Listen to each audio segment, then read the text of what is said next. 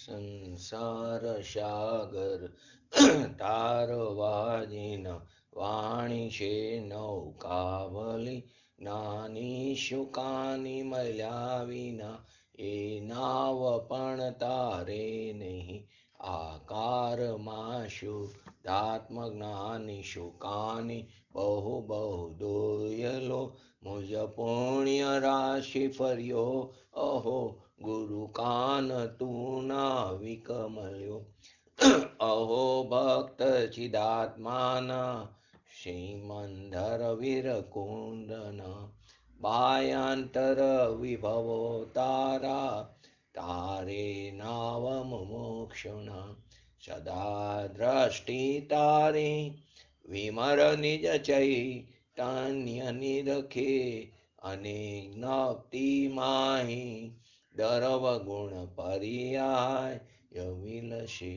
નિજાલંબી ભાવે પરિણતિ સ્વરૂપે જય ભરે નિમિત્તો વ્યવહારો સિદ્ધ ઘન વિશે કાંઈ ન મળે હૈયું શત શત જ્ઞાન જ્ઞાન ધબકે ને વજ્રવાણી છૂટે જે વજ્રેશુ મુમુક્ષુષા તવ ઝરકે પરદ્રવ્યના તૂટે રાગ દ્વેષ રુચે ન જાંપ નવરે ભાવેન્દ્રિમાં અંશમાં ટંકોત્કીર્ણય કંપ જ્ઞાત ન મહિમા હૃદયે રહે સર્વદા નીતે સુધા શરણચંદ્ર તને નમો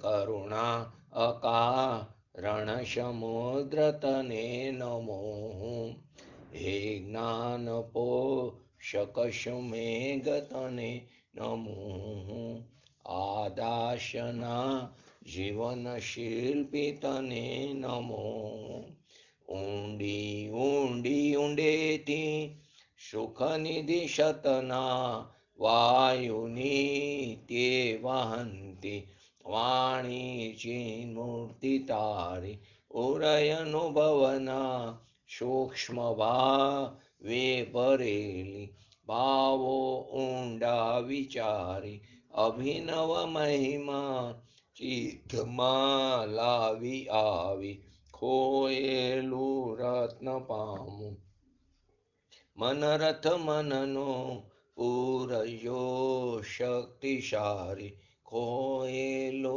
રત્ન પામું મનરથ મનનો પૂરયો શક્તિશાળી નમો રીંટાણમ નમો સિદ્ધાણમ નમો આયરણમ નમો વજણમ નમો લોહીશવ શ્રવણમ ચતારી મંગલમ અરિહંતા મંગલમ સિદ્ધા મંગલમ શાહુ મંગલમ કેવલી પંતો ધર્મ મંગલમ ચતારી લોકોતમા અરિહંતા લોકોતમા સિદ્ધા લોકોતમા શાહુ લોકોતમા કેવલી પંતો ધર્મ લોકોતમા ચતારી શરણ ભોજામી અરિહંતે શરણ ભોજામી સિદ્ધે શરણ ભોજામી શાહુ શરણ ભોજામી કેવલી પંતો ધર્મ શરણ ભોજામી ઓમ નમો અરિહંતાણમ આત્માની અંદર અનંત અનંત શક્તિઓ છે એ અનંત શક્તિમાંથી મુખ્યત્વે 47 શક્તિની વાત આપણે ચાલી રહી છે તેની અંદર પહેલી જીવત્વ શક્તિ તો કે જીવત્વ શક્તિ તે દ્રવ્યમાં ગુણમાં અને પર્યાયમાં ત્રણેયમાં વ્યાપેલી છે આત્માની અનંતે અનંતી શક્તિ તે દ્રવ્યમાં પણ વ્યાપેલી છે ગુણમાં પણ વ્યાપેલી છે અને પર્યાયમાં પણ વ્યાપેલી છે તો જીવત્વ શક્તિમાં શું વાત એવી હતી કે હે જીવ આચાર્ય શું બતાવે છે કે તું તારી જીવત્વ શક્તિથી જ તું જીવી રહ્યો છું એ ચૈતન્ય ભાવ છે એ જ આત્માના જીવનનું કારણ બતાવ્યું છે તો જ્ઞાતો પોતાનો સ્વભાવ કેવો છે જ્ઞાતા તેવા જ્ઞાતા સ્વભાવ સન્મુખ થયેલી જે જ્ઞાન પર્યાય છે એ જ્ઞાન પર્યાય વડે જ આત્માનું જીવન છે જ્ઞાન માત્ર ભાવમાં જ આવી અનંતી શક્તિઓ ઉછરી એટલે કે પરિણમન નિર્મળ પરિણમન કરી રહ્યું છે જે જીવી આવી જીવન શક્તિને જે જાણે છે તેનું આત્મજીવન કંઈક જુદા જ પ્રકારનું હોય છે અપૂર્વ હોય છે આ જીવન શક્તિ રૂપી સંજીવનીનું સેવન કરે તો એનું ક્યારે પણ મરણ થતું નથી તે અજરમર રહે છે તે અવિનાશી રહે છે એ જીવત્વ શક્તિની આપણે આગળ વાત છેલ્લે આવી હતી તેમાં આચાર્ય દેવ તેમાં શું બતાવે છે જીવનું કુટુંબ બતાવ્યું છે ને આ જે શક્તિ છે અનંત શક્તિ તેને જીવનું કુટુંબ બતાવ્યું છે. જ્ઞાન માત્ર ભાવમાં આવી અનંત અનંતી શક્તિ જીવની જે છે તે જ જીવનું અવિભક્ત અને અવિનાશી કુટુંબ બતાવ્યું છે. આપણે જેને કુટુંબ માની રહ્યા છીએ તે કુટુંબનો તો વિયોગ થાય છે, પરંતુ આ કેવું છે? અવિભક્ત, ક્યારેય જુદું પડતું નથી, એનો ક્યારેય વિયોગ થતો નથી, તે અવિનાશી છે તેવું કુટુંબ છે. તે કુટુંબ સદાય જીવની સાથે જ રહેશે, કેમ કે ગુણો અને દ્રવ્ય વચ્ચે કેવો સંબંધ છે? નિત્ય તાદાત્મ્ય સંબંધ છે. જ્યાં દ્રવ્ય છે ત્યાં જ તેના ગુણો રહેલા છે. તો કે એ કુટુંબ, જે અનંત શક્તિરૂપી જે કુટુંબ છે તે જીવની સાથે સદાય રહેશે. જગતનું માનેલું કુટુંબ તો જુદું પડી જાય છે. જગતનું માનેલું, આપણે જગતમાં જેને કુટુંબ માની રહ્યા છીએ તે તો જુદું પડી જાય છે. તેથી તે જીવથી કેવું છે? જુદું જ છે. જે જુદું હોય એ જુદું પડે, તો કે તે જુદું જ છે, તો માટે તે જુદું પડેલું દેખાય છે. જીવનું કુટુંબ જીવથી જુદું ન હોય અને તે કદી જુદું પડે નહીં. જીવનું જે કુટુંબ અનંત શક્તિ છે તે જીવથી કદી જુદું હોય નહીં અને તે જુદું પડતું નથી. અભિન્ન છે. આનંદ, સુખ, વીર્ય આદિ જે અનંત ગુણો છે તે જીવનું કુટુંબ છે. અને તે બધા ગુણો કેવા? એક સંપીલા સાથે રહે છે. કુટુંબ પણ કેવું છે? અવિભક્ત અને અવિનાશી છે.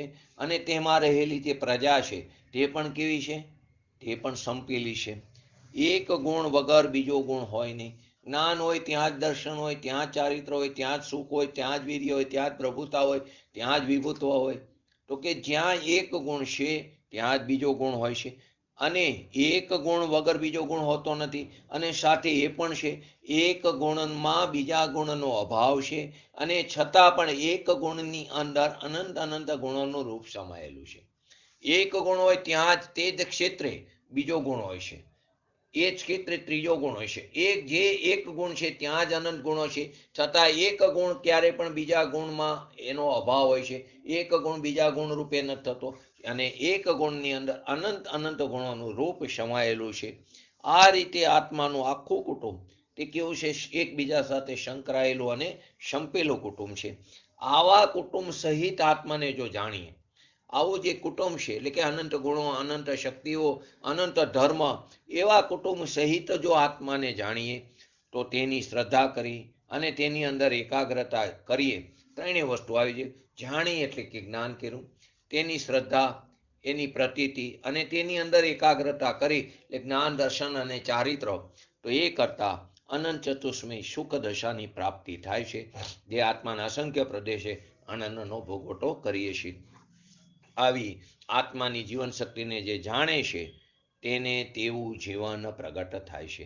આવી આત્માની આ જે જીવત્વ શક્તિ છે એને જે જીવ જાણે છે તેને તેવું જીવન પ્રગટ થાય છે. એમાં આપણે બે વાત લીધી હતી, એક સાચું જ્ઞાન અને એક સાચી ક્રિયા. આની અંદર સાચું જ્ઞાન અને સાચી ક્રિયા બંને આવી જાય છે. તો કેવી રીતે લીધું હતું? તો કે મારામાં જીવત્વ શક્તિ છે, હું એક જીવ દ્રવ્ય છું, તો મારામાં જીવત્વ શક્તિ છે. હું કોઈ પરના આધારે જીવતો નથી, હું કોઈ પરના આધારે ટકી રહ્યો નથી, હું કોઈ પરના આધારે જીવતો નથી, પણ હું શેનાથી જીવું છું? મારા ત્રિકાર ચૈતન્ય પ્રાણથી જ હું ટકેલો છું. હું તેને કારણે જીવી રહ્યો છું. મારી અંદર જે ચૈતન્ય પ્રાણ છે, જે ભાવ પ્રાણ છે, એનાથી જ હું કેવો છું? ટકી રહ્યો છું. આ રીતે પોતાના ત્રિકારી જે ચૈતન્ય તત્વ છે એનું ભાન કરું, પોતાનો જે ત્રિકારી ચૈતન્ય સ્વભાવ છે તેનું ભાન કરું, તે સાચું જ્ઞાન છે. અને તે જ્ઞાનથી જાણેલો જે પોતાનો ત્રિકારી ચૈતન્ય જે સ્વભાવ છે, એ સ્વભાવના આશ્રયે ટકતા શુદ્ધતાનું પોષણ થાય છે. શું થાય? શુદ્ધિની ઉત્પત્તિ થાય, શુદ્ધતાનું પોષણ થાય છે, શુદ્ધિની વૃદ્ધિ થાય છે, અને તે જ સમયે અશુદ્ધતાનો નાશ થાય છે. તે સાચી ક્રિયા છે. ફરીવાર બે વસ્તુ આવ્યું, સાચું જ્ઞાન અને સાચી ક્રિયા. તો કે મારામાં જીવત્વ શક્તિ છે અને હું કોઈ પરના આધારે ટકી રહ્યો નથી, હું કોઈ પરના આધારે જીવતો નથી, હું મારા ચૈતન્ય પ્રાણથી જીવી રહ્યો છું. હું મારા ચૈતન્ય પ્રાણના સ્વભાવ, મારો જે ચૈતન્ય સ્વભાવ છે એને કારણે જો હું ટકી રહ્યો છું, હું જીવી રહ્યો છું. એ રીતે પોતાના ત્રિકારી ચૈતન્ય સ્વભાવનું જે જ્ઞાન કરવું, એટલે કે એનું ભાન થવું, એને જ સાચું જ્ઞાન કહેવામાં આવ્યું. અને તે જ્ઞાનથી જાણેલો જે પોતાનો ત્રિકારી સ્વભાવ છે, ચૈતન્ય સ્વભાવ, એના આશ્રયે ટકતા શુદ્ધતાનું શું થાય? પોષણ થાય છે. અને અશુદ્ધતાનો નાશ થાય છે તેને અહીંયા સાચી ક્રિયા કહેવામાં આવી રહી. આ રીતે સાચું જ્ઞાન અને સાચી ક્રિયા બે આની અંદર આવી જાય છે. આત્માની આ જીવત્વ શક્તિ તે દ્રવ્યને પણ ટકાવે છે, ગુણને પણ ટકાવે છે અને પર્યાયને પણ ટકાવી રાખે છે. પણ તે રાગને ટકાવી રાખતી નથી. કોઈ પણ વિકારી ભાવને તે ટકાવી રાખતી નથી. જીવત્વ શક્તિને કારણે રાગ નથી અને રાગને લીધે આત્માનું જીવત્વ નથી. જીવત્વ શક્તિને કારણે રાગ નથી અને રાગને લીધે આત્માનું જીવત્વ નથી. એને આપણે કઈ રીતે સિદ્ધ કર્યું હતું છેલ્લા સ્વાધ્યાયમાં? ફરીવાર, જીવત્વ શક્તિને કારણે રાગ નથી અને રાગને લીધે આત્માનું જીવત્વ નથી. કઈ રીતે સિદ્ધ કર્યું હતું? બોલો બોલો જયંતિભાઈ, અમિતાબેન. બરાબર, સરસ. તો કઈ રીતે કર્યું હતું? સિદ્ધ ભગવાન તો ને જીવત્વ શક્તિ છે, એ પણ એક જીવ દ્રવ્ય છે. તો એની અંદર શું છે? જીવત્વ શક્તિ છે. જીવત્વ શક્તિ છે પણ રાગદ્વેષ નથી. સિદ્ધ ભગવાનને રાગદ્વેષ નથી. તો આપણે શું કીધું? જીવત્વ શક્તિને કારણે રાગદ્વેષ નથી. જો જીવત્વ શક્તિને કારણે રાગદ્વેષ હોય તો સિદ્ધ ભગવાનને પણ સિદ્ધ જીવત્વ શક્તિ છે તો તેમને પણ રાગદ્વેષ હોવા જોઈએ. તો અહીંયા શું સિદ્ધ થયું? જીવત્વ શક્તિને કારણે રાગદ્વેષ નથી. હવે બીજું, રાગદ્વેષને લીધે જીવનું જીવત્વ નથી. જો રાગદ્વેષને લીધે જીવનું જીવત્વ હોય તો સિદ્ધ ભગવાનમાં તો રાગદ્વેષ છે નહીં, છતાં પણ એનામાં જીવત્વ છે. તો કે રાગદ્વેષને લીધે પણ જીવત્વ નથી. તો સિદ્ધ ભગવાનની અપેક્ષાએ બંને વસ્તુ સિદ્ધ થઈ જાય છે. માટે રાગમાં જીવત્વ નથી અને જીવત્વમાં રાગ નથી. આ જીવત્વ શક્તિથી આત્માને જોતા, આ જીવત્વ શક્તિ જે છે તેનાથી જો આત્માને જોઈએ તો રાગદ્વેષ આદિ જે બધા વિકારી ભાવો છે તે બધા મરી ગયેલા, એટલે કે ચૈતન્ય સ્વરૂપમાં અભાવરૂપ દેખાય છે. તેને મરી ગયા એટલે કે ચૈતન્ય જે પોતાનો સ્વભાવ છે તેમાં તેનો અભાવ છે. તેમાં ચૈતન્યનો અંશ નથી, માટે ચૈતન્ય સ્વરૂપમાં તેનો અભાવરૂપ તે દેખાય છે. તે ચૈતન્ય સ્વરૂપ એક આત્મા પોતાના દ્રવ્ય, પોતાના ગુણ અને પોતાની નિર્મલ પર્યાયથી જીવતો, નભતો અને ટકતો શોભાયમાન દેખાય છે. આવો જ પોતાનો આત્મા, પોતાના દ્રવ્ય, ગુણ અને નિર્મલ પર્યાય, કેમ કે શક્તિની વાત છે ને તો નિર્મલ પરિણમનની વાત છે. તો કે નિર્મલ પર્યાયોથી કેવો છે? જીવતો, નભતો અને ટકતો શોભાયમાન દેખાય છે. અહીં શુદ્ધતાની જ વાત છે, કેમ કે શક્તિની વાત છે. વિકારને તો જીવ જ નથી ગણ્યો, વિકારને જીવ ગણ્યો જ નથી. એ તો પર્યાયનો વિભાવ સ્વભાવ છે, તે ત્રિકારી સ્વભાવ નથી. જો તે ત્રિકારી સ્વભાવ હોય તો એનો અભાવ ન થાય, માટે તેને જીવ ગણ્યો જ નથી. વિકારી ભાવો તો ચૈતન્ય સ્વભાવની અપેક્ષાએ તેને મળદા કહેવામાં આવ્યા, મરેલા કહેવામાં આવ્યા, કેમ કે તેનામાં જીવત્વ નથી. વિકારી ભાવ છે તેને ચૈતન્ય સ્વભાવની અપેક્ષાએ, પર્યાયમાં છે વિકારી ભાવ, પરંતુ ચૈતન્ય સ્વભાવની અપેક્ષાએ, ત્રિકારી સ્વભાવની અપેક્ષાએ તેને મળદા જ કીધા અને તેનામાં જીવત્વ નથી. પછી આગળ છેલ્લે લીધું હતું, તારે તારું કારણ શોધવું હોય તો તું તારી અંદર, તારામાં જ રહેલા ચૈતન્ય પ્રાણ ઉપર દ્રષ્ટિ કર, એને જ જો, એ જ તારું સાચું કારણ છે. તારે તારું કારણ શોધવું હોય, તું શેને કારણે ટકી રહ્યો છો, તું શેને કારણે જીવી રહ્યો છો, તો તું તારામાં અને તારામાં રહેલા ચૈતન્ય પ્રાણ ઉપર દ્રષ્ટિ કર, એ જ તારું કારણ છે. એ સિવાય બહારના કોઈ કારણને તું શોધ નહીં, એના તરફ તું શોધવાનો પ્રયત્ન પણ ન કર. આત્મદ્રવ્યને કારણભૂત માત્ર જે પોતાનો જે ચૈતન્ય સ્વભાવ છે એ ચૈતન્ય ભાવ પ્રાણ, એમ કહીને આચાર્ય દેવે બધા કારણનો અભાવ કરી નાખ્યો, બધા કારણોને કાઢી નાખ્યા. તારો જે ચૈતન્ય ભાવ છે તે જ સાચું કારણ છે, તે ભાવ પ્રાણ છે અને તેને કારણે તું ટકી રહ્યો છું. બહુમાં જો કારણ કેવું હોય તો ચૈતન્ય ભાવને ધારણ કરનારી આ જે જીવત્વ શક્તિ છે એને બહુમાં બહુ તમે એને કારણ કહી શકો છો. તો કે જીવત્વ શક્તિ જ આત્મદ્રવ્યનું કારણ કહેવામાં આવ્યું છે. આત્મદ્રવ્ય કહેતા અહીંયા દ્રવ્ય પણ લઈ લેવું, ગુણ પણ લઈ લેવું અને પર્યાય ત્રણેય સમજવા. કેમ કે આત્માના દ્રવ્યનું જીવન, ગુણનું જીવન અને પર્યાયનું જીવન, આત્માના દ્રવ્યનું જીવન, આત્માના ગુણનું જીવન અને આત્માની પર્યાયનું જીવન, એ ત્રણેયની અંદર આ જીવત્વ શક્તિ છે તે જ ત્યાં નિમિત્ત રૂપે છે. જીવત્વ શક્તિને નિમિત્ત કેમ કીધું? જીવત્વ શક્તિને નિમિત્ત કેમ કીધું? બોલો, જીવત્વ શક્તિને નિમિત્ત કેમ કીધું?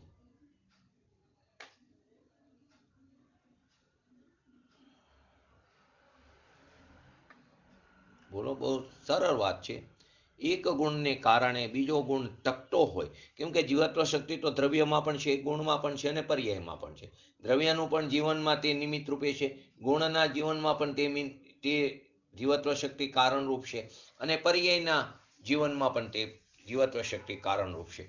હવે જો જીવત્વ શક્તિ એક ગુણ છે, હવે તે એક ગુણ ને કારણે બીજો ગુણ ટકતો હોય તો એક ગુણ કારણ થયું ને બીજો ગુણ એનું કાર્ય થયું. તો કે કારણ ને કાર્ય તો એક જ જગ્યાએ હોય છે. તો કે જીવત્વ શક્તિને કારણ કહેવામાં આવ્યું, પણ દરેક ગુણ પોતાની યોગ્યતાથી, પોતાની નિરપેક્ષતાથી તે ટકી રહ્યો છે. દરેક જીવ સ્વતંત્ર છે, દરેક જીવ નિરપેક્ષ છે, દરેક જીવ અહેતુક છે, એને કોઈના સહાયની જરૂર નથી. માટે ત્યાં નિમિત્ત કહેવામાં આવ્યું છે. દ્રવ્યના જીવનમાં, ગુણના જીવનમાં અને પર્યાયના જીવનમાં જીવત્વ શક્તિ તે નિમિત્ત છે. કેમ કે અનંત ગુણનો પિંડ એવો આ ભગવાન આત્મા છે, એની અંદર ભેદ પાડીને એક ગુણને બીજા ગુણનું કારણ કેવું તે વ્યવહાર છે, એક ગુણને બીજા ગુણનું કારણ કેવું એ વ્યવહાર છે. ખરેખર કારણ અને કાર્ય તો નિશ્ચયથી એક જગ્યાએ હોય છે. જ્ઞાન ને કારણ અને દર્શન કાર્ય એવું તો ત્રણ કારમાં બને નહીં, પણ છતાં ક્યાંક વાત આવે તો તે વ્યવહાર છે, તે સત્યાર્થ નથી, અવતાર છે. તો કે તે વ્યવહારની અપેક્ષાએ વાત છે. તેથી અહીંયા જીવત્વ શક્તિને શું કહેવામાં આવ્યું? નિમિત્ત કહેવામાં આવ્યું. ઉપાદાન તરીકે તો દરેક દ્રવ્યના દરેક ગુણ, દરેક પર્યાયો પોતાની સ્વતંત્ર શક્તિથી જ પોતપોતાના સ્વરૂપે ટકી રહ્યા છે. અનંત ગુણો પણ પોતપોતાના સ્વરૂપે સ્વતંત્ર રીતે ટકી રહ્યા છે. એવી જ રીતે અનંતી પર્યાય પણ પોતપોતાના સ્વરૂપે તે ટકી રહી છે. જીવત્વ શક્તિ કેવી છે? તે અનાદિ અનંત છે. એ પણ અનાદિ અનંત છે. શક્તિ છે, દ્રવ્ય અનાદિ અનંત, તો ગુણ પણ કેવા છે? ત્રિકારી છે, અનાદિ અનંત છે. તો દ્રવ્ય, ગુણ, પર્યાય તે ત્રણેયને આ જીવત્વ શક્તિ તે ટકાવી રાખે છે. નિમિત્તની અપેક્ષાએ તે ખૂબ શું કરે છે? ત્રણેયને ટકાવી રાખે છે. તો આ રીતે ત્યાં જીવત્વ શક્તિને નિમિત્ત કહેવામાં આવ્યું. અને એમાં એક એક્ઝામ્પલ આપ્યું હતું, 60 બુદ્ધિ 90. તો કે જેમ ઉંમર જાય તેમ બુદ્ધિ, એટલે બુદ્ધિ એની અલ્પ થતી જાય, અથવા તો તેની બુદ્ધિમાં અવરાપણું આવી જાય તો કે 90 એમ કહી છે. તેમ અહીં પણ કહે છે. શું કહે છે? તો કે અહીંયા આત્માની પર્યાય અમુક કાળ વીત્યા પછી ઢીલી પડતી નથી. જેવી રીતે બુદ્ધિ ઢીલી પડી જાય છે, એવી રીતે આત્માની અમુક કાળ વીત્યા પછી તેની પર્યાય ઢીલી પડી જાય એમ નથી. કેવળ જ્ઞાન થયા પછી 60 વર્ષ તો એક બાજુ રહ્યું, સાદી અનંતકાળ સુધી એવી અનંતી કેવળ જ્ઞાનની પર્યાય અંદરથી બહાર નીકળે તો પણ તે ક્યારેય ઢીલું પડતું નથી આત્મદ્રવ્ય. કેમ કે આત્મા આયુષ્યની મર્યાદા છે, આત્માની કોઈ મર્યાદા નથી. એ તો કેવું છે? અનાદિ અનંત છે. તો કે પોતાના સિદ્ધ ભગવાનમાં જે જીવત્વ શક્તિ છે, તે શક્તિનો આકાર સિદ્ધ ભગવાનમાં પણ જીવત્વ શક્તિ છે. અને તે જીવત્વ શક્તિનો આકાર કોના જેવો છે? કે આત્માના પ્રદેશો પ્રમાણે છે. આત્માનો આકાર નિશ્ચયથી કેવો છે? અસંખ્ય પ્રદેશી છે. અને વ્યવહારથી દેહ પ્રમાણ કીધું. અહીં તો સિદ્ધ ભગવાનની વાત છે. તો કે સિદ્ધ ભગવાનને પણ આકાર છે. તો એમનો જે આકાર છે તે કેવો છે? અસંખ્ય પ્રદેશી છે. તો એની શક્તિનો આકાર પણ કેવો થયો? આત્માના પ્રદેશો પ્રમાણે છે. તે પૂરા દ્રવ્યમાં વ્યાપેલું છે, પૂરા ગુણોમાં, પૂરા દ્રવ્યની અંદર, દ્રવ્યના દરેક ભાગમાં અને દરેક અવસ્થામાં જોવા મળે એને ગુણ કીધા. તો તે દ્રવ્યના પૂરા ભાગમાં, પૂરા ગુણોમાં ને સમસ્ત પર્યાયમાં તે જીવત્વ શક્તિ શું છે? વ્યાપેલી છે. એટલે જીવત્વ શક્તિને જો લક્ષમાં લેવા જશું, જીવત્વ શક્તિને લક્ષમાં લેવા જતા પરમાર્થે આખો આત્મા જ લક્ષમાં આવી જાય છે. કેમ કે જીવત્વ શક્તિ પૂરા દ્રવ્યમાં છે, તેના બધા ભાગોમાં છે, પૂરા ગુણોમાં છે, અને સમસ્ત પર્યાયોમાં જીવત્વ શક્તિ વ્યાપેલી છે. શક્તિની વાત આખી જ્યાં પણ આવે ત્યાં સમજી લેવું કે તે દ્રવ્યમાં, ગુણમાં અને પર્યાયમાં તે વ્યાપેલી છે શક્તિ. પર્યાયમાં નિર્મલ લેવી, કેમ કે શક્તિના પરિણમનની વાત ચાલી રહી છે. તો કે તે પૂરા ગુણમાં અને સમસ્ત પર્યાયોમાં વ્યાપે છે. માટે એક જીવત્વ શક્તિને લક્ષમાં લઈ તો પરમાર્થે આખો આત્મા તે લક્ષમાં આવી જાય છે. અહીં આ અપેક્ષાએ કીધું. પાછળ આગળ એમ આવશે, એક એક શક્તિને તું ભેદથી લક્ષમાં લેવા જઈશ તો અભેદ આત્માની પ્રાપ્તિ નહીં થાય.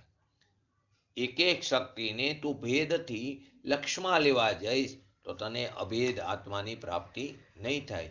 તો કે ત્યાં છે ભેદ, પરંતુ ભેદને ગૌણ કરીને અભેદ એવા આત્માનું લક્ષ્ય આવતા તને અભેદ આત્માની પ્રાપ્તિ થાય છે. પછી આગળ કીધું કે કોઈ વૈદ્ય પાસે કે જ્યોતિષી પાસે આયુષ્ય પૂરું થઈ જવાની આપણે જ્યારે વાત સાંભળી છે તો આપણને અનાદિથી પોતાની પર્યાય સાથે એટલી બધી એકત્વ બુદ્ધિ છે, એને કારણે આપણને અંતરની અંદર આર્ત ધ્યાન અને રુદ્ર ધ્યાન એટલે કે ત્રાસ થાય છે. પણ આચાર્ય દેવ કહે છે કે તારું જીવન તો ક્યાં છે? અંતરમાં છે. તારા ભાવ પ્રાણને કારણે તું ટકી રહ્યો છું. આ આયુષ્ય તો શરીરનું પૂરું થાય છે. તું તો અનાદિ અનંત છું. તારું તો મરણ પણ નથી, તારી ઉત્પત્તિ પણ નથી, તારો નાશ પણ નથી. તો આવું જ્યારે યથાર્થ રીતે સમજાય પછી મરણનો ભય નથી રહેતો, પછી ક્ષિત્રનો પણ ભય નથી રહેતો. કેમ કે જેવા પરિણામ કર્યા તે જગ્યાએ જઈને આપણે નવી પર્યાયને ધારણ કરશું. તો આપણા પરિણામોને સાચવવાની વાત છે, પરંતુ આ મરણનો ભય રહેતો નથી. હું તો મારી જીવત્વ શક્તિથી જ જીવતો છું, મારું મૃત્યુ થતું જ નથી એમ જાણ્યા પછી મૃત્યુનો ભય કોને રહે? મારું મરણ જ નથી થતું પછી મૃત્યુનો ભય કેવી રીતે રહે? તો આત્મામાં આવી આ જીવત્વ શક્તિ એટલે કે જ્ઞાન માત્ર આત્મામાં, જ્ઞાન માત્ર આત્મ સ્વભાવને લક્ષમાં લેતા આ શક્તિની પ્રતીતિ પણ ભેગી આવી જાય છે. જ્ઞાન માત્ર આત્મા એને લક્ષમાં લેતા અનંતી અનંતી શક્તિની ત્યાં પ્રતીતિ આવી જ જાય છે. એક જીવત્વ શક્તિને જો કાઢી નાખો, અહીં જીવત્વ શક્તિનું પ્રાધાન્ય બતાવવા માટે જો એક જીવત્વ શક્તિને કાઢી નાખો, જો જીવત્વ શક્તિ ન હોય તો એને કાઢી નાખો તો શું થશે? આખું આત્મદ્રવ્ય જ નહીં ટકી શકે. કેમ કે જીવત્વ શક્તિને કારણે આત્મદ્રવ્ય ટકી રહ્યું છે. દ્રવ્યનું જીવન, ગુણનું જીવન અને પર્યાયનું જીવન બધામાં કોણ છે? જીવત્વ શક્તિ નિમિત્ત રૂપે છે. હવે એક જીવત્વ શક્તિને કાઢી નાખો તો આત્મદ્રવ્ય જ નહીં ટકી શકે. માટે જીવત્વ શક્તિને આત્મદ્રવ્યનો કારણભૂત કીધી છે. કેમ કારણભૂત કીધી એ વાત સમજાવી કે માટે જીવત્વ શક્તિને આત્મદ્રવ્યના કારણભૂત કીધી છે. ચૈતન્ય પ્રાણથી ત્રિકારી ટકતા આત્મદ્રવ્યની સામે જોવાથી ધર્મની દશા પ્રગટ થાય છે. ચૈતન્ય પ્રાણથી ત્રિકારી ટકતો એવો જે પોતાનો ચૈતન્ય સ્વભાવ છે, એવો જે પોતાનું આત્મદ્રવ્ય છે, એની સામે દ્રષ્ટિ કરતા ધર્મની દશા, વિતરાગ દશા પ્રગટ થાય છે. મોક્ષ માર્ગની ધારા ત્યાં પ્રગટ થાય છે. આ શક્તિઓ કોની છે? આ અનંત અનંત શક્તિઓ કોની છે? તો કે જ્ઞાન માત્ર આત્માની આ શક્તિ છે. આ શક્તિ કોની? તો કે જીવદ્રવ્યની. અહીં અત્યારે જીવદ્રવ્યની વાત ચાલે, જીવત્વ શક્તિની. તો કે આ શક્તિ કોની? તો કે આ શક્તિઓ તે જ્ઞાન માત્ર આત્માની આ શક્તિઓ છે. અહીં એક એક શક્તિને જુદી નથી બતાવી, પણ આવી અનંત શક્તિઓ આત્મામાં એક સાથે જ્ઞાન માત્ર ભાવમાં એક સાથે ઉછરી એટલે કે પરિણમી કરી રહી છે એમ બતાવશે. એટલે અનંત શક્તિઓમાં આત્મા ઉપર દ્રષ્ટિ કરવી, અનંત શક્તિઓ વારો જે ભગવાન આત્મા શક્તિમાન ઉપર દ્રષ્ટિ કરવી, તે જ એનું પ્રયોજન છે આચાર્ય દેવનું. એ જ આચાર્ય દેવનું શું છે? પ્રયોજન છે. આત્મદ્રવ્ય કેવું છે? મેચક અમેચક રૂપે છે. મેચક પ્રકારે પણ છે, અમેચક પ્રકારે છે. મેચક એટલે ભેદરૂપ, અમેચક એટલે અભેદરૂપ. તો કે દ્રવ્ય દ્રષ્ટિથી જોવો તો અમેચક છે અને પર્યાય દ્રષ્ટિથી જોવો તો ભેદરૂપ છે. પ્રમાણના દ્રવ્યમાં આત્મદ્રવ્ય તે કેવું છે? મેચક અમેચક રૂપે છે. તો કે તે ભેદ રૂપે પણ છે, અભેદ રૂપે પણ છે. દ્રવ્ય દ્રષ્ટિથી અમેચક છે, પર્યાય દ્રષ્ટિથી કેવું છે? મેચક છે. બીજી વાત, પર્યાય જે છે તે પર્યાયમાં કેવી છે? અનેકતા છે. એક રૂપે પણ છે. મેચક એટલે અનેક અને અમેચક એટલે એક પણ કહી શકાય. તો કે અમેચક એટલે એક અને મેચક એટલે અનેક.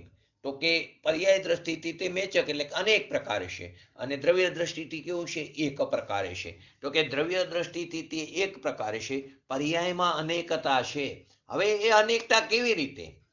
એ અનેકતા કેવી રીતે?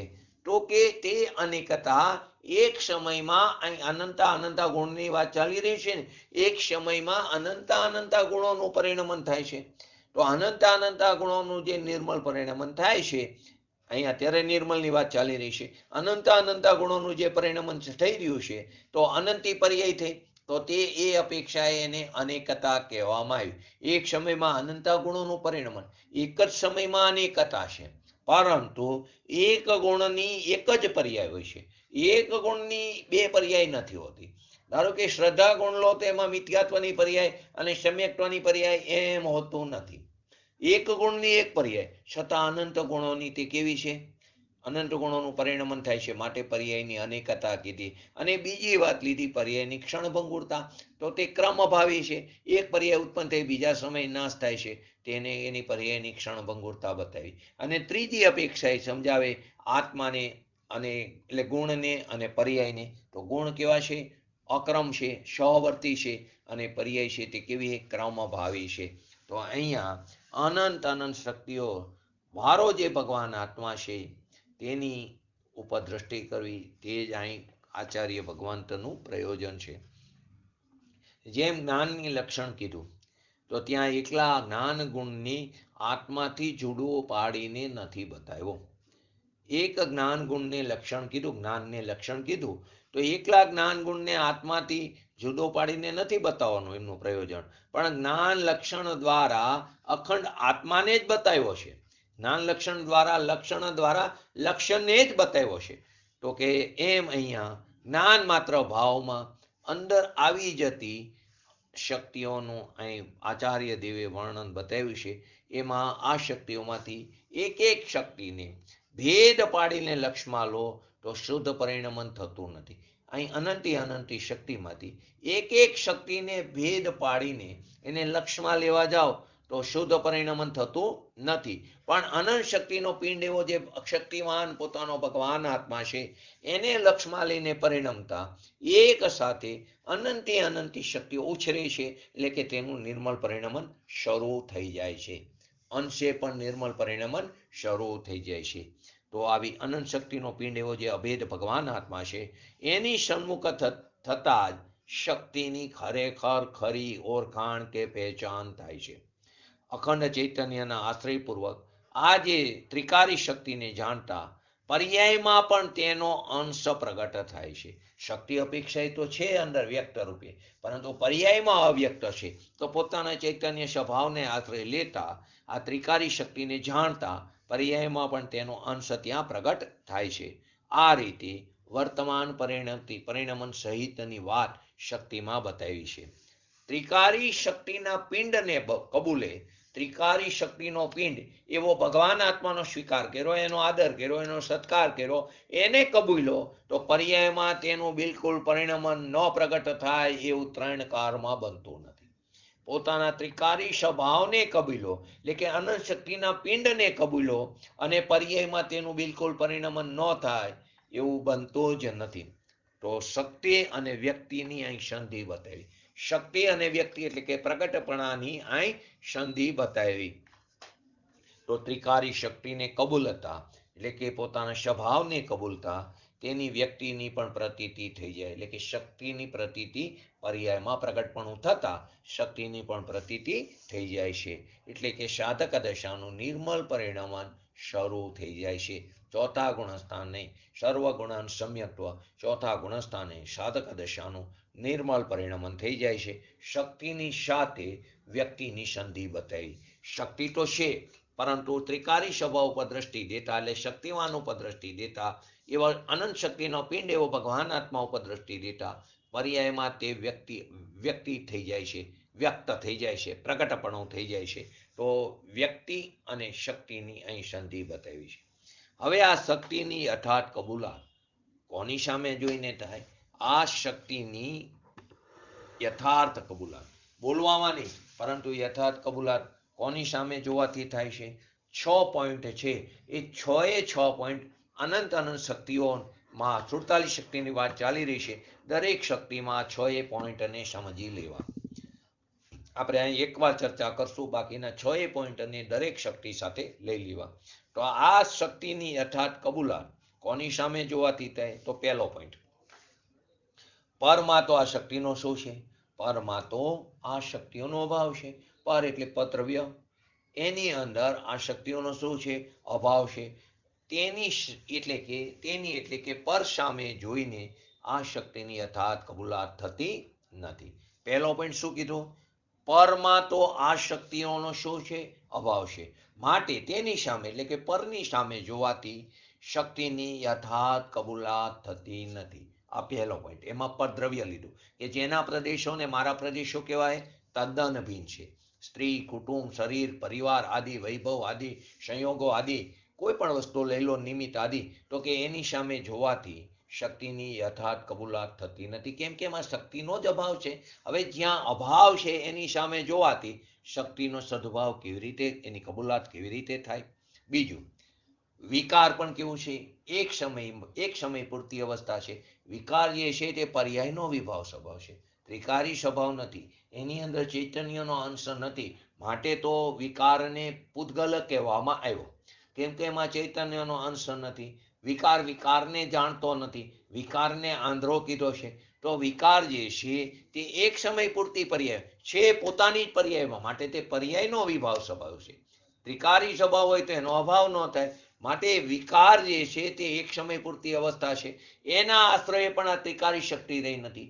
કેમ કે એક સમય પૂરતી અવસ્થા છે. બીજા સમયે તો શું થઈ જવાનો? એનો નાશ થઈ જવાનો. હવે જો તેના આધારે હોય, એના આશ્રયે જો ત્રિકારી શક્તિની કબૂલાત થાય તો એનો તો બીજા સમયે અભાવ થાય છે. તો માટે એના આશ્રયે પણ આ ત્રિકારી શક્તિ રહેલી નથી. માટે તે વિકારની સામે જોઈને પણ શક્તિની યથાર્થ કબૂલાત થતી નથી.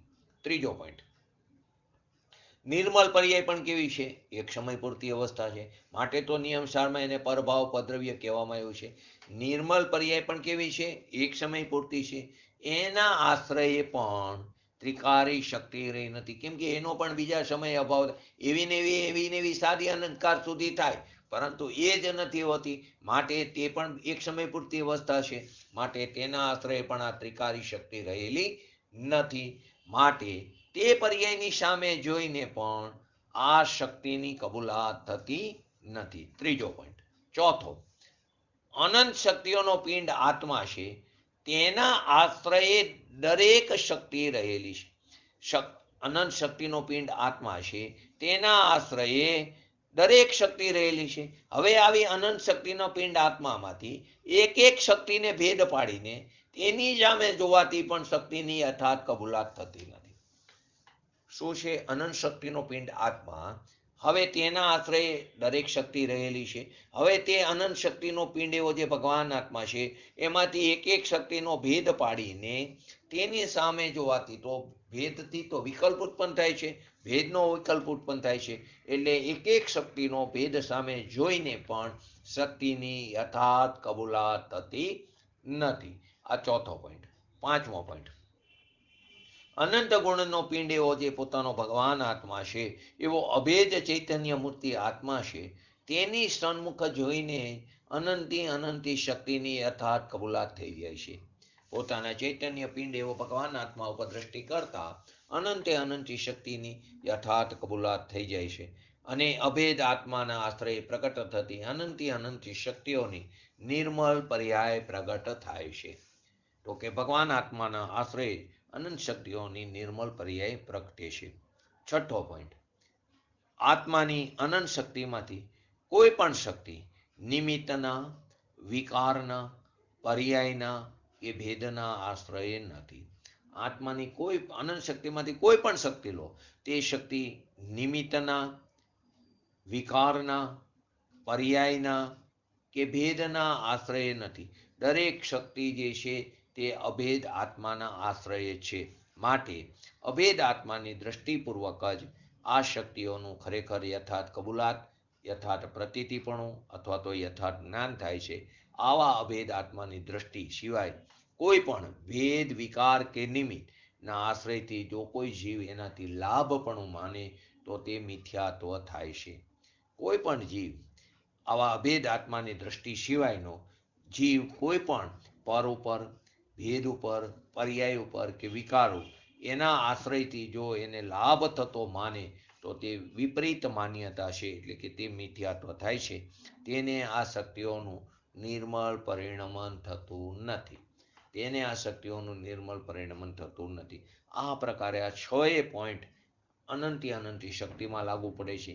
અહીં 47 છે, 47 શક્તિમાં આ 6 પોઈન્ટ આપણે સાથે સમજી લેવાના.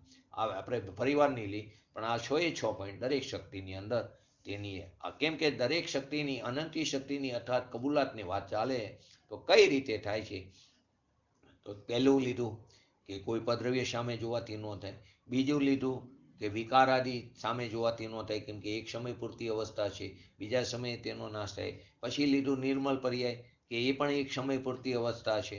ચોથું લીધું અનંત અનંત શક્તિમાંથી એક એક શક્તિ ભેદ પાડીને એક એક શક્તિ સામે જોવાથી પણ અનંત શક્તિની કબૂલાત થતી, યથાર્થ કબૂલાત થતી નથી. પાંચમાની અંદર લીધું અનંત શક્તિઓનો પીંડેઓ જે ભગવાન આત્મા છે એવા શક્તિવાન ઉપર દ્રષ્ટિ કરતા એની યથાર્થ કબૂલાત થાય છે.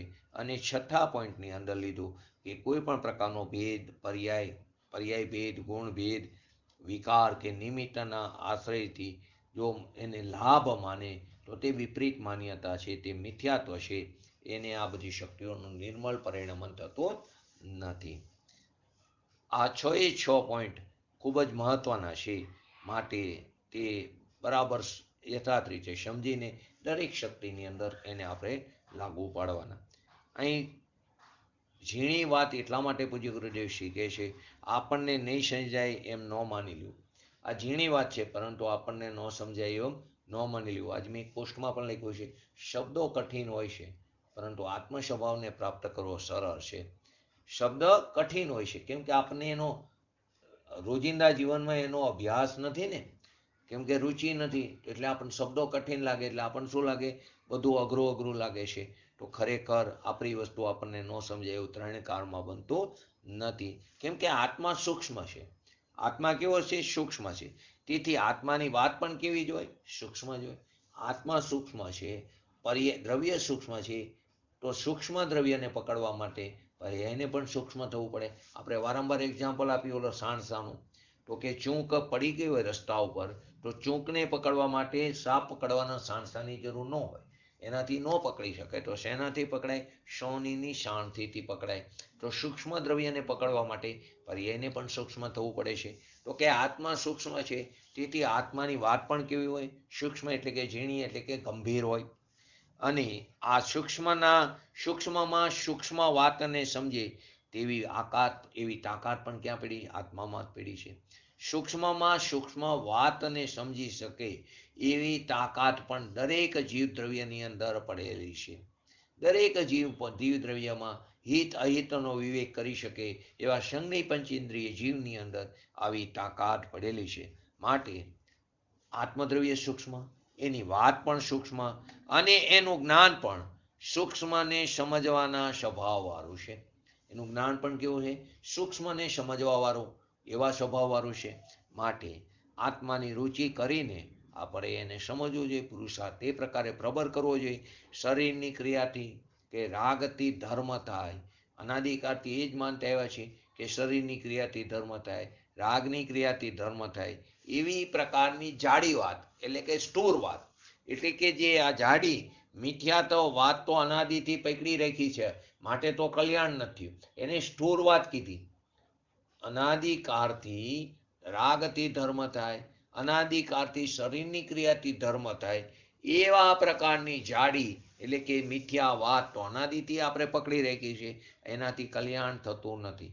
હવે જો આપણે આપણું કલ્યાણ કરવું હોય, આપણે આપણા આત્મ સ્વભાવને પકડવો હોય, આપણે આપણા આત્મ સ્વભાવને પર્યાયમાં એની રચના કરવી હોય, તો એવા સૂક્ષ્મ એવા આત્માને સમજે છૂટકો. કેમ કે આવી પર્યાય ફરીવાર નહીં મળે. આવું સંઘની પંચેન્દ્રિય ફળનું ફરીવાર પ્રાપ્ત કરવું બહુ મુશ્કેલ છે. વારંવાર નથી મળતું. ફરીવાર નહીં મળે એટલે કે વારંવાર નથી મળતું, એને પ્રાપ્ત કરવું બહુ મુશ્કેલ છે. માટે આ આત્માને, સૂક્ષ્મ આત્માને સમજે છૂટકો. જડ પદાર્થની વાત કેવી હોય? જાડી હોય. જડ પદાર્થની વાત જાડી હોય, પણ આત્માની વાત તો સૂક્ષ્મ જ હોય, ચેતન પદાર્થ છે. કેમ એમ કીધું? કેમ કે આત્માની અંદર એક સૂક્ષ્મત્વ નામનો ગુણ પડેલો છે. આત્માની અંદર શું પડ્યું છે? એક સૂક્ષ્મત્વ શક્તિ છે ને, એક સૂક્ષ્મત્વ નામનો ગુણ પડેલો છે. તે સૂક્ષ્મત્વ નામનો ગુણ પણ કેવો છે? અનાદિ અનંત છે. તે સૂક્ષ્મત્વ ગુણને કારણે આત્મા સૂક્ષ્મ છે, એટલે કે દ્રવ્ય સૂક્ષ્મ છે, તેના ગુણો પણ સૂક્ષ્મ છે અને એની પર્યાય પણ સૂક્ષ્મ છે. કેમ કે એ શક્તિ તો દ્રવ્ય ગુણ પર્યાય ત્રણેયમાં વ્યાપેલી છે ને, તો તે સૂક્ષ્મત્વ ગુણને કારણે દ્રવ્ય પણ સૂક્ષ્મ, ગુણ પણ સૂક્ષ્મ અને એની પર્યાય પણ સૂક્ષ્મ. તો આવો સૂક્ષ્મ આત્મા, આવો સૂક્ષ્મ દ્રવ્ય, સૂક્ષ્મ આત્મા ઇન્દ્રિય દ્વારા એ ગ્રાહ્ય થતો નથી, જાણી શકાતો નથી. આવો સૂક્ષ્મ આત્માને ઇન્દ્રિય દ્વારા તે ગ્રાહ્ય એટલે કે તે એને આપણે સમજી શકતા નથી. પણ અતિન્દ્રિય જ્ઞાનમાં તેને જાણવાનું અંદર સામર્થ્ય પડ્યું છે, એવી શક્તિ પડેલી છે અતિન્દ્રિય જ્ઞાનમાં. ઇન્દ્રિય જ્ઞાનથી આત્મા પકડી શકાતો નથી. એ તો સ્થૂળ જ્ઞાન છે, એનાથી સૂક્ષ્મ દ્રવ્યને પકડી શકાતું નથી. પરંતુ અતિન્દ્રિય જ્ઞાનમાં એમની અંદર આ જાણવાનું સામર્થ્ય પડ્યું છે. જો આત્માના જો આત્મા ઇન્દ્રિય ગ્રાહ્ય થઈ જાય, જો આત્મા ઇન્દ્રિયથી જો પકડી શકાતો હોય, તો આત્માનો મહિમા જ ન રહે. જો ઇન્દ્રિયથી જો આત્મા પકડી શકાતો હોય તો આત્માનો મહિમા ન રહે. જ્ઞાનને સૂક્ષ્મ એટલે કે ઇન્દ્રિયોથી પાર કરીને અંતર્મુખ કરે. જ્ઞાનને સૂક્ષ્મ કરવાનું હોય, કેમ કે દ્રવ્ય સૂક્ષ્મ છે, ગુણ સૂક્ષ્મ છે, પર્યાય સૂક્ષ્મ છે. તો એને પકડવા માટે જ્ઞાનને પણ શું કરવું પડે? તો સૂક્ષ્મ કરવું પડે. એટલે કે ઇન્દ્રિયથી પાર એવો પોતાનો જે ભગવાન આત્મા છે એની સ્વભાવ સન્મુખ એટલે કે અંતર્મુખ કરવું પડે છે. એ અંતર્મુખ કરે તો જ આત્મા જણાય છે. એ સિવાય આત્મા જાણી શકાતો નથી. માટે તો અતિન્દ્રિય જ્ઞાનથી જ આત્મા જણાય છે. એવો જ આત્માના સ્વભાવનો મહિમા બતાવવામાં આવ્યો છે. આપણે એક એક્ઝામ્પલ લઈએ કે એક ઝીણું મોતી પરાવવું હોય, એક ઝીણું મોતી પરાવવું હોય તો શું કરવું પડે છે? તો ત્યાં ધ્યાન રાખવું પડે છે ને. ઝીણા મોતીને પરાવવા માટે, એની અંદર દોરો પરોવવા માટે ખૂબ જ ધ્યાન રાખવું પડે છે. તે મોતી તો અનંત પરમાણુનો ખરેખર તો સ્થૂળ સ્કંદ છે. તે ખરેખર પરમાણુ પણ નથી. એ મોતી તો અનંત પરમાણુથી બનેલો એક સ્કંદ છે. છતાં પણ એ મોતીને પરાવવા માટે ખૂબ જ ધ્યાન રાખવું પડે છે. તો પછી અતિન્દ્રિય એવા આત્માને પકડવા માટે, આવો અતિન્દ્રિય એવા સૂક્ષ્મ આત્માને પકડવા માટે તેમાં બરાબર ધ્યાન પરવું જોઈએ. એની અંદર બરાબર એકાગ્રતા કરવી જોઈએ, એની બરાબર રુચિ કરવી જોઈએ, એનો યથાર્થ મહિમા કરવો જોઈએ. એટલે કે ઉપયોગને અંતરમાં વારવો જોઈએ. જે ઉપયોગ પર તરફ છે તે ઉપયોગને સ્વસન્મુખ તરફ ધારવો જોઈએ. કેમ કે સૂક્ષ્મ છે આત્મા, તો સૂક્ષ્મ આત્માને પકડવા માટે ધ્યાન પણ બરાબર લગાવવું પડે. જે મોતીને પરવવું હોય તો મોતીને પરવવા માટે એકદમ આપણે ધ્યાન રાખવું પડે છે. હવે એ તો કેવું છે, અનંત પરમાણુનો સ્થૂળ સ્કંદ છે, છતાં પણ અહીંયા ખૂબ ધ્યાન રાખવું પડે છે. નહીંતર દોરો અંદર પરોવાતો નથી. આ તો સૂક્ષ્મ આત્મદ્રવ્ય છે. તો સૂક્ષ્મ આત્મદ્રવ્યને પકડવા માટે એની અંદર ખૂબ જ ધ્યાન રાખવું પડે છે. એટલે કે ઉપયોગને અંતરમાં વારવો જોઈએ. આત્માની અંદર આવી અનંત શક્તિઓ છે. એમાંથી આપણે અહીં પહેલી જીવત્વ શક્તિની વાત ચાલી રહી છે. આ બધી શક્તિઓ આત્માના જ્ઞાન માત્ર ભાવની અંદર તે એની સાથે ઉછરી રહી છે. એટલે કે આત્માનું લક્ષ્ય કરતા જ્ઞાન માત્ર ભાવનું પરિણમન થાય છે. તો એનું પરિણમન થયું તો એની સાથે આવી અનંતી શક્તિઓ ઉછરે છે, પ્રગટ થાય છે, વ્યક્ત થાય છે, તેનું પરિણમન થાય છે, નિર્મલ રૂપી પરિણમન થાય છે. પણ જ્ઞાન માત્ર ભાવની સાથે કાંઈ રાગ કે શરીર ઉછરતા નથી. તો એની સાથે શું ઉછરે છે? આવી અનંતી શક્તિઓ ઉછરે છે. શરીરમાં અને રાગમાં તો જ્ઞાનનો અભાવ છે. એનું એક્ઝામ્પલ આપ્યું, જેમ ગુલાબના ફૂલની કરી ખીલે, ગુલાબની ફૂલની કરી ખીલે, તો એ કરી ખીલતાની સાથે તેની અંદર ગુલાબી રંગ, એની સુગંધ વગેરે એક સાથે ફૂલ ખીલે છે. એ જ્ઞાન માત્ર ભાવની સાથે અનંત શક્તિઓ ઉછરે છે. એ ગુલાબની કરી ખીલતા એની સાથે સુગંધ પણ ખીલે, એની સાથે એનો ગુલાબી રંગ પણ ખીલે છે. પણ એની સાથે ઢોર વગેરે ખીલતું નથી. તો અહીં રાગ આદિ તેની સાથે, શરીર આદિ તેની સાથે ખીલતું નથી. કેમ કે તેની અંદર તો જ્ઞાનનો અભાવ છે. તેમ ચૈતન્ય સ્વભાવમાં લક્ષ કરતા જ્ઞાન માત્ર ભાવનું જ પરિણમન થયું. તો જે પરિણમન થયું તેની સાથે આ જીવત્વ આદિ અનંત શક્તિઓ સાથે ઉછરે છે, શુદ્ધ રૂપે તે પરિણમે છે. પણ તે જ્ઞાનના પરિણમનની સાથે રાગ દ્વેષ આદિ વિકારી ભાવો તે ઉછરતા નથી. તેમનો તો અભાવ થતો જાય છે. ઉલટાનું શું થાય છે? એનો અભાવ થતો જાય છે. પોતાના સ્વભાવ તરફ દ્રષ્ટિ દેતા અનંત શક્તિનો પિંડ એવો શક્તિવાન ભગવાન આત્મા ઉપર દ્રષ્ટિ દેતા તો જ્ઞાન માત્ર ભાવનું જ પરિણમન થાય છે. એની સાથે જીવત્વ શક્તિ આદિ અનંતી અનંતી શક્તિઓ સાથે ઉછરે છે, શુદ્ધ રૂપે પરિણમન થાય છે. પણ તે જ્ઞાનની પરિણમન સાથે રાગદ્વેષ આદિ ભાવો ઉછરતા તો નથી, પરંતુ તેનો અભાવ થતો જાય છે. રાગદ્વેષ આદિનો અભાવ થાય છે એ કેવું એ પણ વ્યવહારનું કથન છે. રાગદ્વેષ આદિ ભાવોનો અભાવ થતો જાય છે એમ કેવું તે વ્યવહારનું કથન છે. ખરેખર તો જ્ઞાન માત્ર આત્મ સ્વભાવમાં રાગદ્વેષ આદિ છે જ નહીં. પોતાના સ્વભાવમાં રાગદ્વેષ આદિ છે જ નહીં. તો સ્વભાવ ઉપર દ્રષ્ટિ દેતા રાગદ્વેષ આદિની ઉત્પત્તિ થતી નથી, તો તેને ત્યાં રાગદ્વેષ આદિનો નાશ અથવા તો તેને ત્યાં અભાવ થયો એમ કહેવામાં આવે છે. તો પછી એનો અભાવ થવાનું ક્યાં રહ્યું કે એની અંદર છે જ નહીં. તો કે છે જ નહીં તો એની ઉત્પત્તિ જ નથી થતી. તો ક્યારે નથી થતી કે સ્વભાવ ઉપર દ્રષ્ટિ દેતા, શક્તિવાન ભગવાન આત્મા ઉપર દ્રષ્ટિ દેતા એનો મહિમા થતા તો રાગદ્વેષ આદિ ઉત્પત્તિ જ નથી થતી. હવે એનો અભાવ થવાનું કારણ જ ક્યાં રહ્યું? રાગ હતો અને ટૈરો એ વાત તો પર્યાય અપેક્ષાએ ત્રિકારી સ્વભાવમાં તો રાગ છે જ નહીં. પરમશુદ્ધ નિશ્ચયનીના કથનની અપેક્ષાએ જો તો આત્મામાં રાગ દ્વેષ છે જ નહીં. આપણે 4 વાક્યો લેતા હતા ને, આત્મામાં રાગ દ્વેષ આદિ છે. રાગ દ્વેષ છે તે જીવજનિત છે, કર્મજનિત છે. રાગ દ્વેષની ઉત્પત્તિ નથી અને રાગ દ્વેષ છે જ નહીં. તો કે આત્મામાં દ્રવ્ય દ્રષ્ટિથી જુઓ તો ત્રિકારી સ્વભાવમાં રાગ દ્વેષ છે જ નહીં. તો હોય તો ટરવાની વાત આવે. હવે છે અને ટેરો એ તો પર્યાય અપેક્ષાએ વાત છે, પરંતુ અહીંયા તો પર્યાય ઉપર જોર નથી લેવાનું. અહીં તો ત્રિકારી સ્વભાવ ઉપર જોર દેવાની વાત અહીં બતાવવામાં આવી છે. આવા ચૈતન્ય માત્ર ભાવને ધારણ કરનારી જીવત્વ શક્તિ તે આત્માને અનાદિ અનંત ટકાવી રાખે છે. આવા ચૈતન્ય માત્ર ભાવને, ચૈતન્ય પ્રાણને ધારણ કરનારી, જેનું લક્ષણ છે ધારણ કરનારી જીવત્વ શક્તિ આત્માને અનાદિ અનંત તે ટકાવી રાખે છે. આ શક્તિ તો કેવી છે? અંદર આત્મામાં અનાદિ અનંત છે.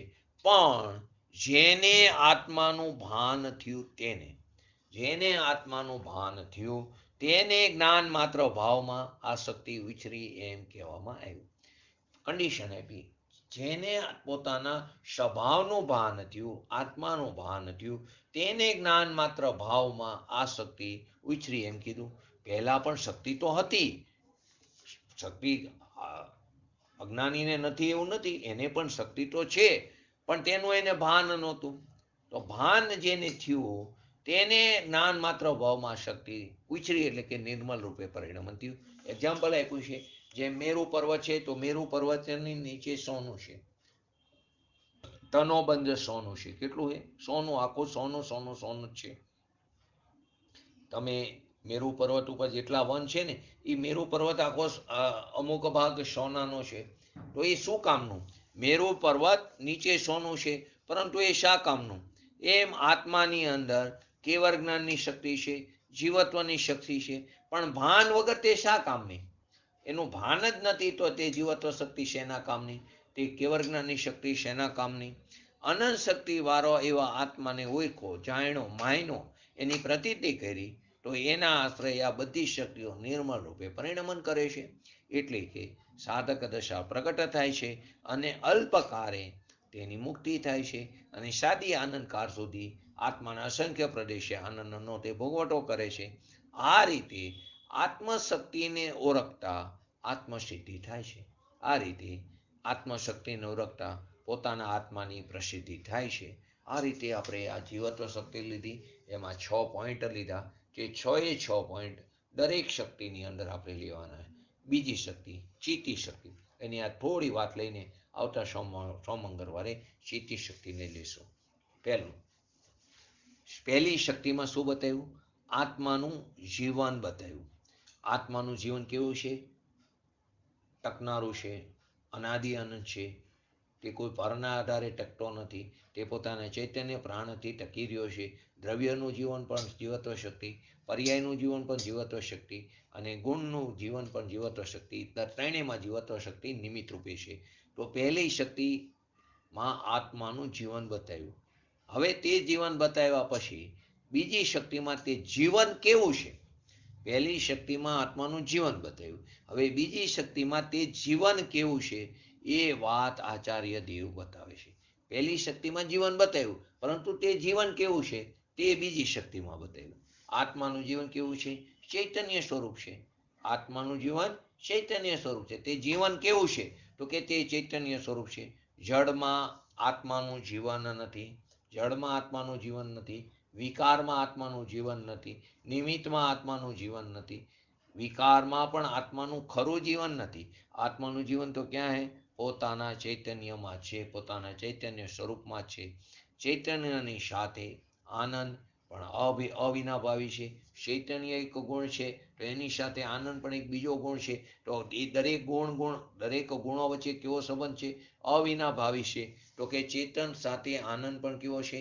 અવિનાભાવી છે. તો આત્માના આ ચૈતન્ય જીવનને જે જાણે તેને આનંદમય જીવન પ્રગટ થાય છે.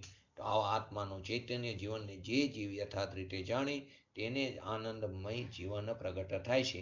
એટલે કે પર્યાયમાં એને જ આનંદની પ્રાપ્તિ થાય છે. તો કે પહેલી શક્તિમાં આત્માનું જીવન બતાવ્યું. બીજી શક્તિની અંદર તે જીવન કેવું છે તે વાત આપણને આચાર્ય દેવ બતાવે છે. તો કે આત્માનું જીવન કેવું છે? ચૈતન્ય સ્વરૂપ છે. જળમાં આત્માનું જીવન નથી. વિકારમાં પણ ખરેખર આત્માનું જીવન નથી. તો કે આત્માનું જીવન તો ચૈતન્યમાં છે. અને એ ચૈતન્યની સાથે આનંદ પણ અવિનાભાવી છે. કેમ કે ગુણો વચ્ચે અવિનાભાવી સંબંધ છે.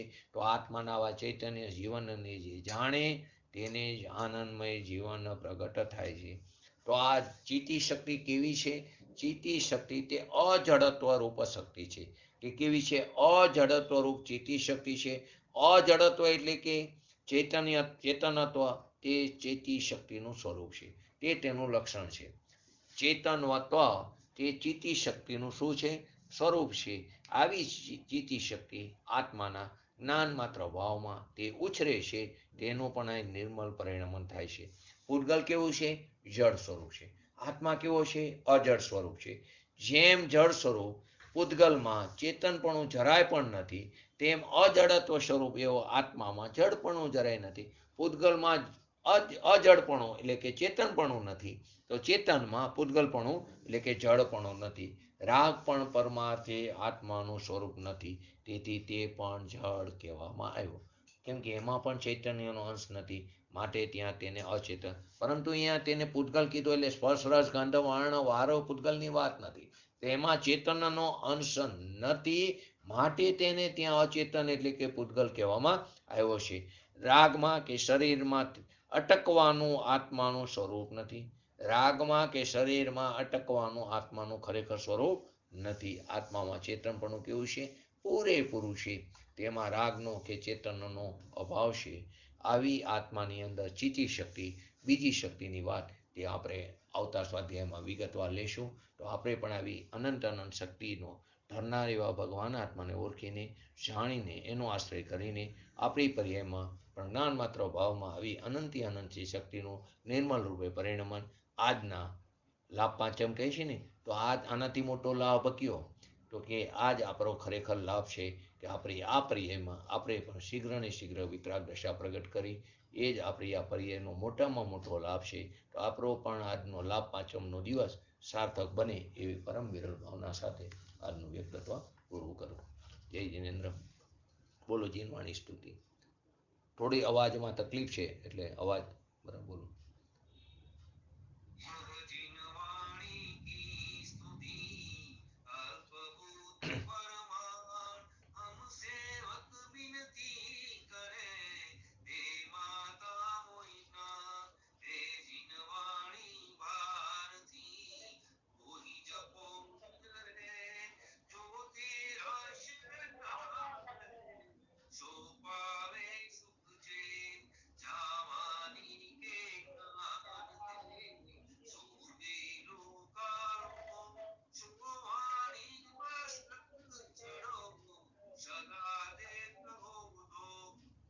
નમો રિંગણં નમો સિદ્ધણં નમો હૈરણં નમો વજાણં નમો લોહી શવ શ્રાવણમ ચતારી મંગલમ હરિયંત મંગલમ સિદ્ધા મંગલમ શાહુ મંગલમ કેવલી પંતો ધમો મંગલમ ચતારી લોકોતમા હરિયંતા લોકોતમા સિદ્ધા લોકોતમા શાહુ લોકોતમા કેવલી પંતો ધમો લોકોતમા ચતારી શરણ ભોજામી હરિયંતે શરણ ભોજામી સિદ્ધે શરણ ભોજામી શાહુ શરણ ભોજામી કેવલી पंतो धर्मक्षण भोजन। बोलिए श्री पंच परमेष्टि भगवंतोनो जय हो। बोलिए श्री जीनवाणी मातनो जय हो। बोलिए श्री परम पूज्य प्रमुखारी सदगुरु देवनो जय हो। बोलिए श्री प्रसमूर्ति भगवती मातनो जय हो। बोलिए श्री सनातन जैन दिगंबर धर्मनो जय हो।